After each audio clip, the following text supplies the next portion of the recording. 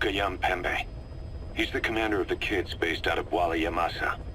As you know, contract forces of Africa were stationed at that village. Anti-government forces hired CRS to bring kids there from around Africa for training. But at some point, the adults with the PF started dropping like flies.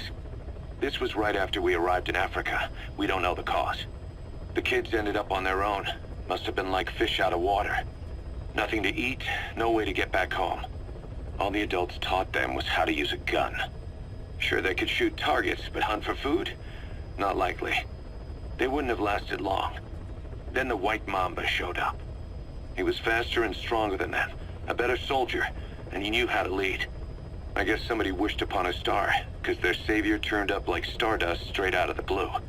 The moment he arrived, the kids had their new commander. That was when they started attacking other villages. Word of the infamous White Mamba spread fast. But it isn't just his combat skills that got people talking. As you can tell from the name, he's the only light-skinned kid in the unit. Not to mention the blonde hair and the blue eyes. Not common in those parts. We have no idea where he came from or what he's experienced. The kid's a huge blank. But I'm sure you'll know him when you see him. One other thing. He's still a kid, so don't kill him. Be careful not to hit him with anything lethal. Not even a flesh wound. Our mission objective isn't just suppressing a bunch of militants. This is a DDR operation of the kids in that unit. DDR stands for disarmament, demobilization, and reintegration. Disarmament is obvious. We take their weapons off their hands. The demobilization part means dismantling their military organization to ensure they can't arm themselves again. To do that, you need to capture the unit's commander and have him order his men to disband. In this case, the commander is the White Mamba. There's nobody above him, so he's all we need to grab. Finally, reintegration. Through education and occupational training, we give them a means to live besides war. A lot of kids born in a war zone don't know any other way to live. So before they find themselves back there, we teach them another skill. I'd like to establish this rehabilitation process at Mother Base. That's why we're bringing those kids back here. It's not so much for their sake. It's for the world that we're trying to create. No other way about it.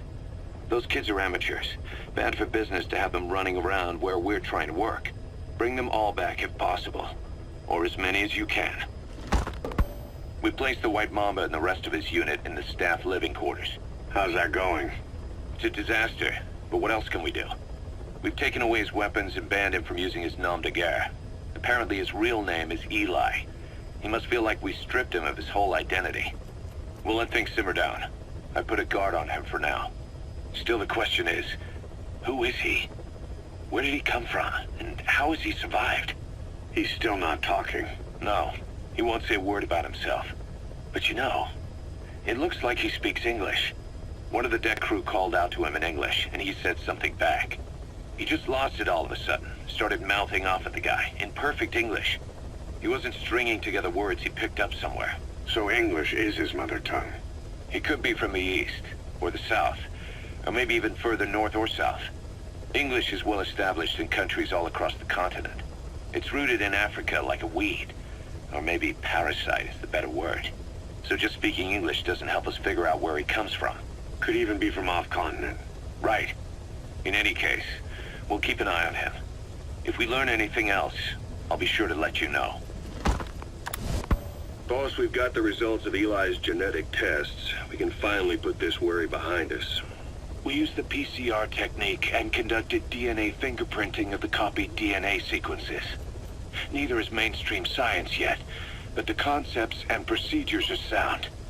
Both tests say there is 0% chance that the two of you are blood relatives, meaning the results are negative. He's not your son, nor is he your clone. He's just another person. It was 12 years ago that Zero made plans to clone you. Eli's age and appearance certainly are a good fit. I admit the first time I saw him I did a double take, but it looks like we were worried for nothing. Eli isn't your clone, though you might still have one somewhere out there. But if Eli isn't the boss's clone, why does he seem so obsessed with him? Not to mention having one hell of an attitude for his age. I don't know. Learning the truth about himself, cursing the fact he's a clone, bearing a grudge against selfish adults, and coming to hate who he was cloned from. Big Boss. If that were really the case, I could understand it. I might even feel a bit sorry for him. But no clone could have a totally different DNA fingerprint. And the test left no room for error. You yourself were there when we drew Eli's blood sample. Come to think of it, when we went to OKB-0, he'd snuck onto a chopper and was there. Yeah. He was acting strange even then. Or actually from a little before that time. That was exactly when we began these tests. Maybe he suspected something when we drew the sample, not knowing what we were doing to him, and becoming mistrustful of us. Hard to say. Eli's had an attitude problem from day one. So what is he then? Well, if he's gonna tell us that himself, we'll need to get him to open up more first.